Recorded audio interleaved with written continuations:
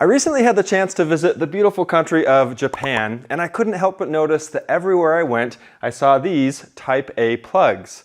Now, these used to be super common here in the United States, and when I say used to, I'm talking like 60 years ago. These things were actually banned from the National Electric Code in the 1960s, and we use instead, of course, the Type B that you see pretty much everywhere in the US. Now, the big difference between these two is the earth pin, this third one down here, which is a ground or earth pin. The whole time I was in Japan, however, I only saw one outlet actually in all of the outlets, and I looked at a lot that had this Type B plug like this. The rest, they were all these Type A's, plus a couple of kind of peculiar ones that we'll get to in just a minute. In this amazing and technologically advanced country that has bullet trains and robot waiters and talking toilets, how is it that their outlets don't have a ground or an earth terminal? Well, it's actually a pretty interesting story. First, let's cover some relevant basics that you may or may not be familiar with in regards to these electrical systems. The United States, as well as quite a few other countries, largely in Central and North America, we use these 110 to 120 volt systems. Mexico and a handful of other countries use 127 volts as their standard. Then, the rest of the world, which is also the majority of the population of this planet, uses somewhere between 220 and 240 volts.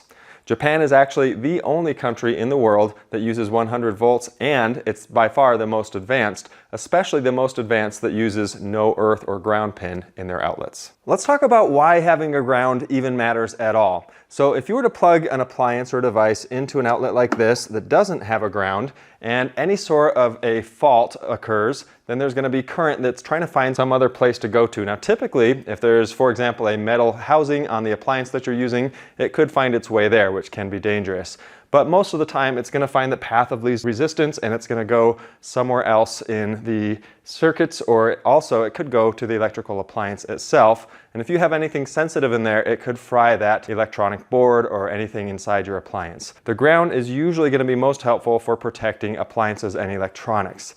That said, in some cases, if you're the path of least resistance, the actual extra current, anywhere from 100 to 240 volts, could go to you, and that obviously can be very dangerous and sometimes even lethal. So most of the time the ground is protecting our stuff, but sometimes it's also going to protect us. The other issue of not having a ground is arcing. Arcing is the little flashes and sparks that you've seen before, and those can lead to electrical fires. And electrical fires, of course, are also not a good thing and can be dangerous to you and I. So needless to say, a ground is very important and something that we should have on really all of our outlets whenever possible. When I started digging into this, I thought to myself, I've got to be missing something here. This is Japan, one of the most technological countries in the world. So there's probably some safeguard or something in there that I've been missing, and I'll bet it's in the outlet box itself. So I did what any responsible tourist would do, and I started taking apart outlets in the hotels I was staying at and even at houses that I was visiting with permission, and just checking on the back internals here to see what it is that they had behind the scenes. I even went so far as to go to a Japanese hardware store, and I purchased all of this. I wanted to really understand if there was a ground somewhere in there or something that I was missing, and in fact, there's not. There's all kinds of cool configurations that you can do where you can even put, for example, a light switch and a plug and a phone jack all in the same outlet. So that's kind of nice that they're super modular and can do whatever you want. But there's no ground in any of these except for right here. If you've got a forked or a circular terminal, you can actually use that to attach into this screw, which is found underneath this little flap here and plugs into place, and you can use that in addition to one of your regular Type A plugs with a ground wire that comes out on its own.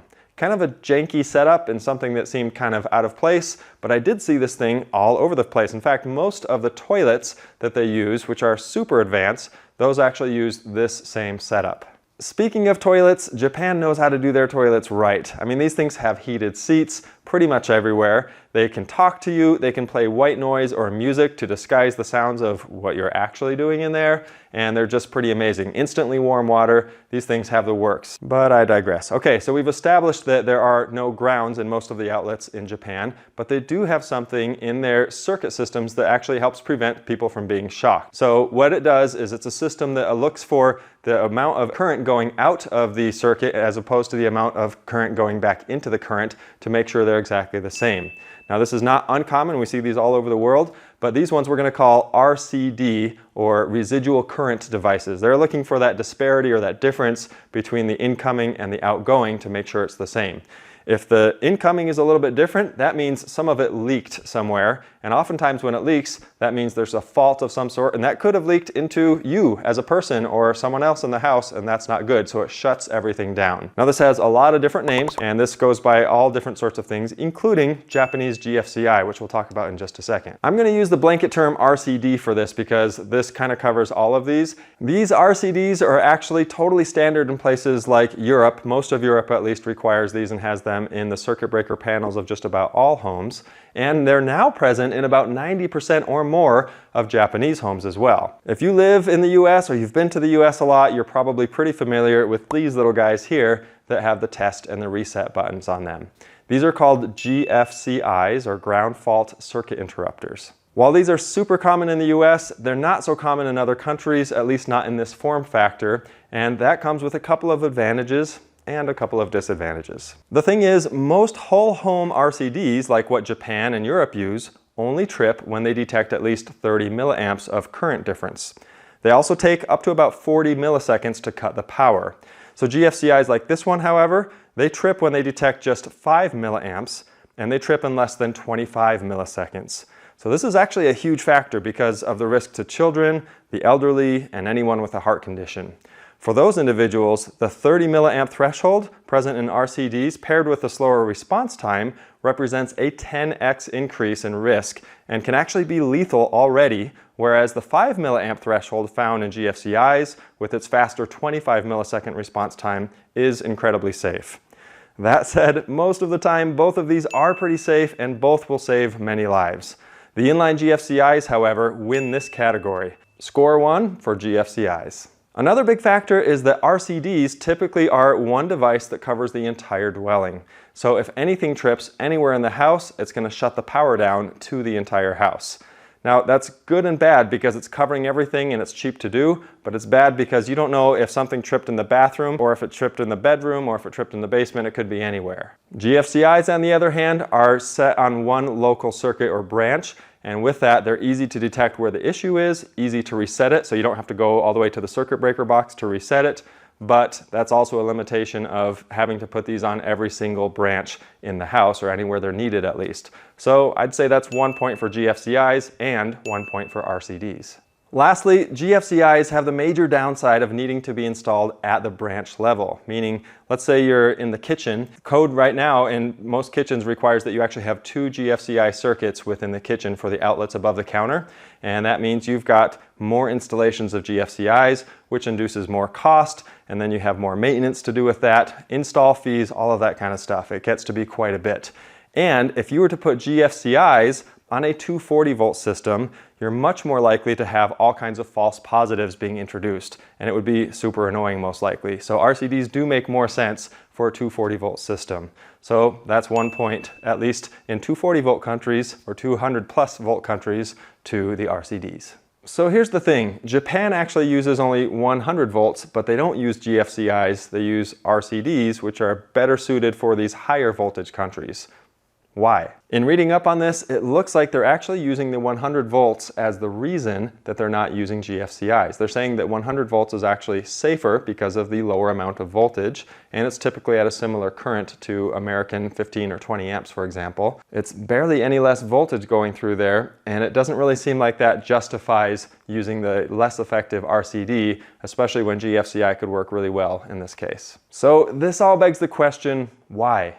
Why would a country that's so advanced not be using grounds in their electrical system? And why would they choose to use a system that, by all appearances at least, is actually less safe for both humans and for the electronics that they're using? Well, as is so often the case, the answer comes down to money. Back in the 1880s, when Japan started electrifying their cities, they imported technology both from Germany and the United States. So Eastern Japan settled on German-inspired 50 Hz electricity, while Western Japan went with American voltage, which was at 60 Hz. Even today, Japan is divided electrically, and the 100 volt system, that's pretty simple. It just comes down to cost savings and quote-unquote safety. Lower voltage, less risk, Again, I don't know that I agree with that because it's such an insignificant amount less, but that's the reason they claim for going with 100 volts. So my question here is, why wouldn't Japan switch over to grounds and GFCIs and maybe even 120 volts or something more standard like that? The answer is really the same reason why America is not likely to switch over to the metric system anytime soon. Even though there's a better option out there that is proven to be better in almost every way, the cost of doing so would be massive. It would take years and years and cost billions of dollars, and the real question is it actually worth it, or can they work with what they've got? While most of Europe adopts a belt and suspenders approach where they're using both grounded outlets and RCDs, and even in the United States, who I think has an inferior plug to most European plugs and only uses GFCI in some areas of the home, but at least has grounded outlets and GFCIs where it matters most, Japan has some serious catching up to do, especially for it being the technological and innovation powerhouse we all know it to be. Now, even their current electrical code doesn't require grounded outlets in most circumstances. That said, Japan's electrical code is pretty strict, and it's governed by what's called the Denki Onsen Ho, or electrical safety law. So officially, you do need a licensed electrician to perform most electrical installations and modifications. And with that, sorry Japanese DIYers, but electrical should be out of your hands. On that note, if you're an American DIYer who likes to learn how to do their own outlet work, I've put together an absolutely free PDF here that shows you the 12 most common mistakes DIYers make when wiring up outlets. If you're interested in that, you can check out the QR code up here or use the link in the description. This is totally free download and just helps you kind of stay on track when it comes to outlets, at least here in the United States. As for the plugs themselves and the configuration of the outlets and pins, the Japanese and American Type A's and the Type B's are really inferior to the British Type G's. These things are incredibly safe, they're super well designed, and they're really mostly only lethal if you step on one or if you use this thing as a weapon and smack someone with it because it's big and heavy and pretty gnarly. But they're in general pretty fantastic.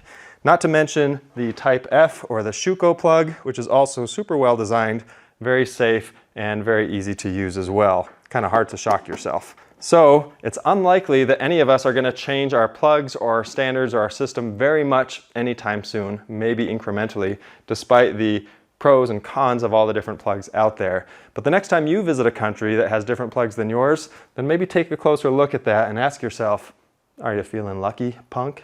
To learn why I think the British Type G plug may be the best designed plug in the world, take a look at this video here and see what you're missing. I'm Nils with Learn to DIY. Thanks for watching.